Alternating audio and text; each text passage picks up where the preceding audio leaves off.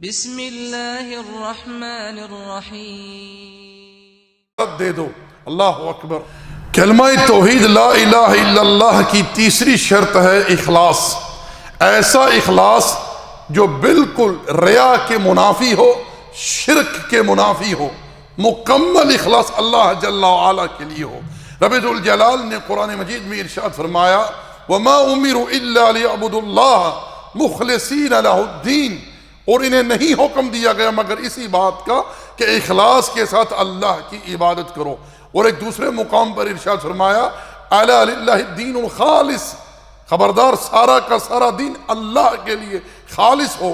صحیح بخاری میں سیدنا ابو ہریرہ رضی اللہ تعالیٰ عنہ سے مروی ہے، فرماتے ہیں کہ میں نے رسول اللہ صلی اللہ علیہ وسلم سے دریافت کیا تھا اللہ کے رسول وہ کون سا خوش قسمت انسان ہوگا جسے قیامت کے دن آپ کی شفاعت نصیب ہوگی؟ آپ نے کیا ارشاد فرمایا؟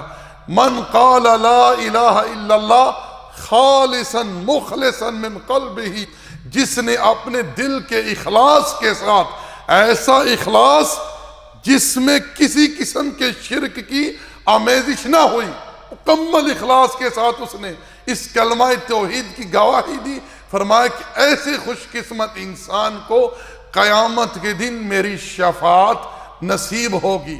چنانچہ میرے بھائیوں، میرے سمیت ہم سب اپنا محاسبہ کریں کہ کہیں ہمارے اقوال میں، ہمارے اعمال میں، ہمارے اعتقاد میں شرک کی آمیزش تو نہیں؟ اگر اقوال میں، اعمال میں، اعتقادات میں شرک کی آمیزش ہوئی تو ایسے لوگ قیامت کے دن اللہ کے رسول علیہ السلام کی شفاعت سے محروم